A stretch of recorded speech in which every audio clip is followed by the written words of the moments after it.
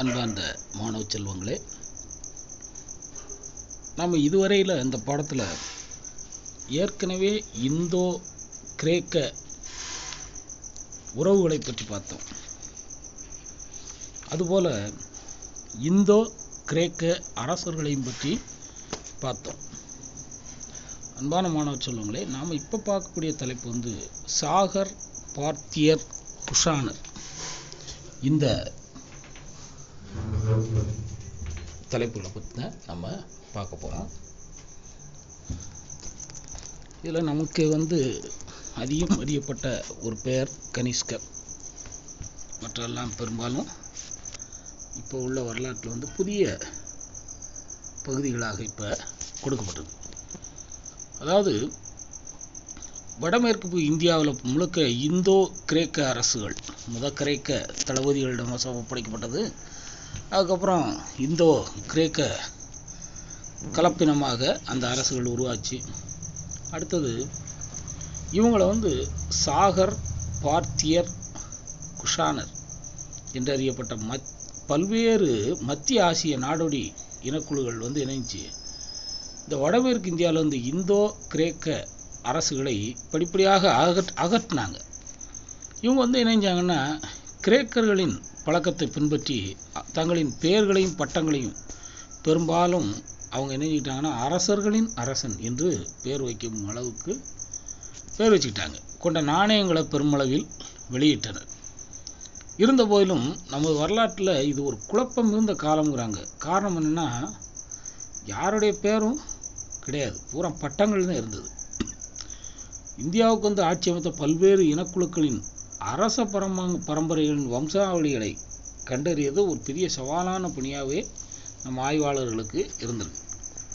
இப்போ இதில் எழுற கேள்வி என்னன்னா, நாடோடி பழங்குடியினராக இருந்தவர்கள் எதற்காக போர் செய்பவர்களாக மாறினார்கள்? அதுவும் எப்படி போர் செய்பவர்களாக மாறினாங்க? அப்படி போர் செய்து அவங்க எப்படி நாடுகளை கைப்பற்றுவர்களாக மாறினார்கள் என்பது தான் பெரிய கேள்வியாக இருக்குது. காரணம், இவங்கெல்லாம் நாடோடி கூட்டங்களாக இருந்திருக்காங்க, இடம் விட்டு இடம் போய்கிட்டே இருந்திருக்காங்க. ஒரு கட்டத்தில் இவங்களுக்கும் போர் செய்யணும், கைப்பற்ற வேண்டும் என்ற ஒரு எண்ணத்தை உருவாக்கிறது.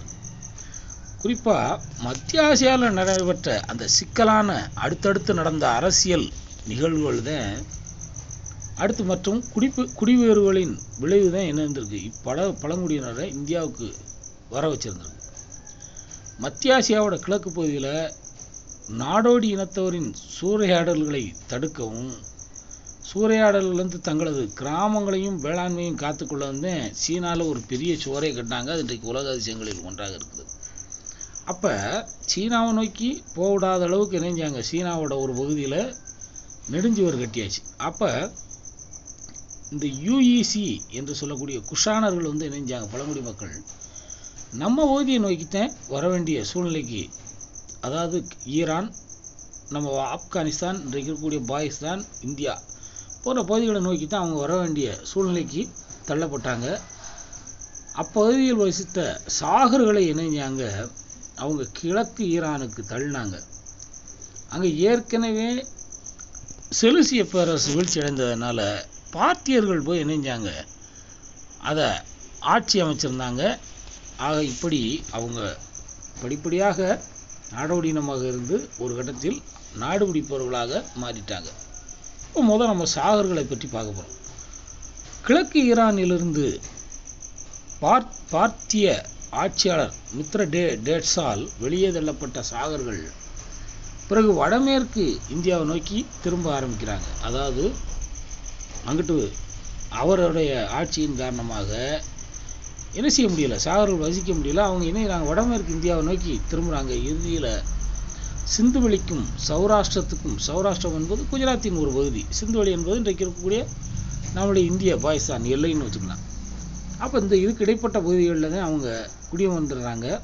இந்தியாவின் முதல் சாக ஆட்சியாளர் மவுஸ் என்று அழைக்கப்படுகிறார். இவருக்கு இன்னும் பேர் என்ன பேர்னா, இன்னும் இருக்கு பேர் மோ அல்லது மொஹா. இவருடைய ஆட்சி காலம் புதாண்டு, அதாவது தோராயமாக புதாண்டுக்கு முன்னால் 80 ஆகும். அப்போ இவர் என்ன செய்கிறாரு, காந்தாரம் என்று சொல்லக்கூடிய ஆப்கான் பகுதியை கைப்பற்றாரு. இந்தோ கிரேக்க அரசுகளிடையே ஒரு பிளவை இவர் ஏற்படுத்தினார் என்றாலும், அவரை தொடர்ந்து வந்த ஆட்சிக்கு வந்த அந்த அசீதான் என்ன செய்கிறாரு, இந்தோ கிரேக்க அரசாட்சிகளின் கடைசி மிச்சங்களை எல்லாம் ஒட்டுமொத்தமாக அழிச்சிடுறாரு. அவர் இந்தியாவுக்குள்ளே எங்கே வந்துடுறாரு, கிழக்கே மதுரா வரையிலும் சாகர்களுடைய ஆட்சியை ஒரு கட்டத்தில் விரிவுபடுத்துகிறாரு. ஆக இந்தியாவில் சாகர்கள் இந்து சமூகத்துக்குள்ளே இரண்டரை கலந்துடுறாங்க. அவங்க என்ன செய்கிறாங்க, இங்கே இருக்கக்கூடிய இந்து பெயர்களையும் மத நம்பிக்கைகளையும் கைக்குள்ள தொடங்குறாங்க. அவர்களுடைய நாணயங்களில் ஒரு பக்கத்திலே இந்து கடவுளுடைய உருவம் பொறிக்கிற அளவுக்கு அவங்க என்ன செய்கிறாங்க, நம்முடைய மத சார்பான நடவடிக்கைகளில் ரொம்ப ஆர்வம் காட்ட ஆரம்பிச்சிடுறாங்க. அடுத்து சாகர்கள் தங்களுடைய ஆட்சி பகுதிகளை நிர்வகிக்கிறதுக்கு அந்த மாகாண ஆளுநர்களை நியமிக்கிறாங்க. அவங்களுக்கு பேர் என்னது, சத்ரப்.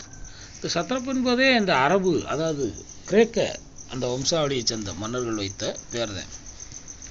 அப்போ இந்த சத்ரபாக்கள் என்ன செய்கிறாங்கன்னா, பலரும் தங்களுக்கு மகா சத்ரபாக்கள் என்று பெயர் சுட்டிக்கிட்டு ஆளுநராக இருந்தவங்க பூரா இணைகிறாங்க, சுதந்திர ஒரு ஆட்சியாளர்களாக மாறிக்கிறாங்க. அந்த அளவுக்கு அவங்க ஒவ்வொருத்தரும் தனித்தனியாக வலிமை பெற்றுறாங்க. இதில் புகழ்பெற்ற சாக சத்திரப்புகளில் ஒருவர் தான் யார், ருத்ரதாமன். இவர் பொதாண்டுக்கு முன்பாக பொதாண்டு 130 முதல் 150 வரை புகழ்பெற்ற இந்த ஜூனாகத் பாறை கல்வெட்டு எங்கே இருக்குது, குஜராத்தில் இருக்குது. அதில் அவருடைய வெற்றிகள் போற்றப்பட்டிருக்கு. கல்வெட்டின்படி சாதவாகனர்களை கூட, அதாவது தக்கான பகுதி ஆண்ட சாதவாகனர்களை கூட அவர் இணைஞ்சிருக்கார், போரில் தோற்கடிச்சிருக்காரு. இவர் காலத்தில் தான் சாகர்கள் இந்திய சமூகத்தோடு இணைந்து கலந்துவிடும் செயல்முறையானது முழுமையடைந்து விட்டது. இவர் பெயரை சுட்டி காட்டுது. காரணம், ருத்ரதாமன் என்று நம்முடைய இந்திய பெயர் போன்றே வைத்திருக்காரு. இது பாறை கல்வெட்டு. அது நமக்கு தெளிவாக தெரியலைனாலும் அங்கே இருக்கக்கூடிய ஆய்வாளர்கள் இணைஞ்சிருக்காங்க, அதை குறித்து ஆய்ந்து நமக்கு சில இந்த தகவல்களை எல்லாம் சொல்லியிருக்காங்க. அடுத்து யாருன்னா குஷானர், காபூல், ஆப்கானுடைய காபூல் பகுதி. இவங்கெல்லாம் எங்கேருந்து வந்தவங்கன்னா, இன்றைக்கு இருக்கக்கூடிய சீன பகுதிகளிலேருந்து அல்லது அதற்கும் அருகாமையில் இருக்கக்கூடிய சில பகுதிகளிலேருந்து வந்தவங்க. இவங்க காபூலை முதல்ல கைப்பற்றாங்க, அதாவது பொதாண்டு 43. அங்கே பார்த்திய கோண்டபெர்னஸ் என்பவரால் சாகர்கள் என்ன செய்யப்பட்டிருக்காங்க, இடமாற்றம் செய்யப்பட்டு இந்திய பகுதிக்கு தள்ளப்பட்டிருந்தாங்க.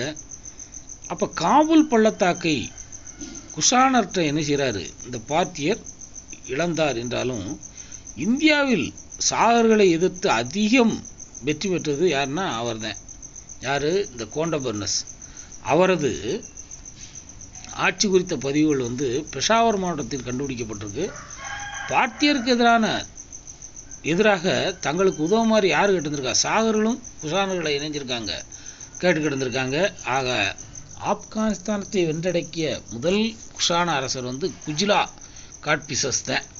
அவரை தொடர்ந்து வந்த விமலா காட்பிசஸ், இவரும் அரசர்களும் தான் இணைஞ்சிருக்காங்க. குஷான ஆட்சி பகுதியை காந்தாரத்துக்கும் பஞ்சாபுக்கும் கிழக்கே இருந்த மதுரா வரையில், மதுரா என்பது இன்றைக்கு அந்த டெல்லிக்கு அருகாமையில் இருக்கக்கூடிய ஒரு ஊரத்தை என்ன செய்கிறோம் நாம் இன்றைக்கு மதுரா என்று அந்த காலத்தில் அழைச்சோம்.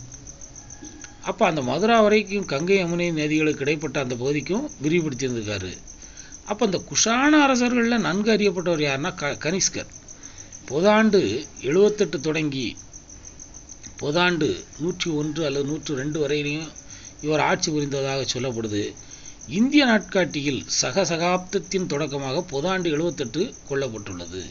நமக்கு சகசகாப்தம் என்று சொல்லக்கூடிய இந்த சகாப்தம் பொதாண்டு 72 என்று கொள்ளப்படுது. இருப்பினும் கனிஷ்கரின் காலம் பற்றி நம்மளுடைய வரலாற்று ஆய்வாளருக்கு மாறுபட்ட கருத்து இருக்குது. அவரது ஆட்சி பொதாண்டு 78க்கும் பொதாண்டு 144க்கும் இடைப்பட்ட காலத்தில் எப்போதோ தொடங்கியிருக்கலாம் அப்படின்னு சொல்லி சொல்கிறாங்க. அதுலேயும் இவர் என்ன செஞ்சிருக்காரு, ஆர்வமிக்க ஒரு பௌத்த ஆதரவாளராக மாறியிருக்காரு. இதில் ஒரு சிறப்பு என்னென்னா, அன்றைக்கு ஹீனயான மகாயானம் என்று இருந்தது. அந்த மகா சங்கம் என்று சொல்லக்கூடிய அந்த புத்தரை கடவுளாக வழிபட்ட அந்த இதில் இவர் என்னறாரு, 4ஆம் பௌத்த மகா சங்கத்தை கூட்டிய ஒரு புரவலராக இவர் திகழ்ந்திருக்கிறார். நல்லா கொஞ்சிக்கணும். 3ஆம் மகா சங்கம் அசோகருடைய ஆட்சி காலத்தில் எது செய்யப்பட்டது, பாடலிபுத்திரத்தில் நடந்தது. அப்போ இவர் 4ஆம் மகா சங்கத்தை நடத்தியிருக்கார். அதே சமயத்தில் அதாவது பௌத்த அறிஞர்களை கூப்பிட்டு அந்த பௌத்த பெருமைகளை சொல்கிறது. இக்காலத்தில் மகாயான பௌத்தம் மேலாதிக்கம் செலுத்தும் பிரிவாக அந்த காலகட்டத்தில் இருந்திருக்கு. அடுத்தது, பௌத்தத்தை போதிப்பதற்காகவே இவர் இணைஞ்சிருக்காரு. சீனாவுக்கு மத பரப்புநர்களை அனுப்பி அவங்கள இணைஞ்சிருக்காரு, இவர் அனுப்பியிருந்திருக்கு, ஆதரிச்சிருக்காரு. இதுதான் கனிஷ்கருடைய உருவம் பொறித்த நாணயங்கள். அடுத்தது, குஷானுடைய நாணயங்கள் உயர்ந்த தரமுள்ளையாக இருந்திருக்கு. எப்படின்னா, ரோமானிய நாணயங்களோட தரங்களுக்கு இது ஒத்து போயிருந்திருக்கு. அவை குஷான ஆட்சியாளர்களை அரசர்களின் அரசர், ஜீசர், அகிலத்தை ஆள்பவன் என்கிற பட்டங்களை எல்லாம் சூட்டின மாதிரி குறிப்பிடுது. அதே நேரம் இந்த நாணயங்களில் அரசர்களுடைய உண்மையான பேர் பெரும்பாலும் என்ன செய்யல, அதிகமாக இடம்பெறல. அதனால் நமக்கு என்ன செய்யுதுன்னா, குஷான அரசர்கள் கொடுத்த தகவல்கள் மிகவும் உறுதியற்றனவாகவே இருக்குது. யார் என்னன்னே நமக்கு தெரியலை. பூராமே பட்டப்பேர்களையே சுட்டி அவங்க இணைஞ்சிட்டாங்க. நமக்கு உறுதியான ஒரு வரலாற்றை தெரிவிக்காத ஒரு நிலையை ஏற்படுத்திட்டாங்க. இந்த கனிஷ்கரோட நாணயங்களும் கூடவே மதுரா அருகே காணப்படக்கூடிய அவரது சிலையும் அவர் மத்திய ஆசியாவை பிறப்பிடமாக கொண்டவர் என்பதற்கு சான்று ஒரு விதத்தில் அவர் பார்பூட்டி அங்கி, நீண்ட மேலங்கி, காலணிகளும் அணிந்தவராகவே அவர் காணப்படுறார். அன்பார்ந்த மாணவ செல்வங்களே, இந்த மேப் பகுதியை பார்த்துக்கணும்.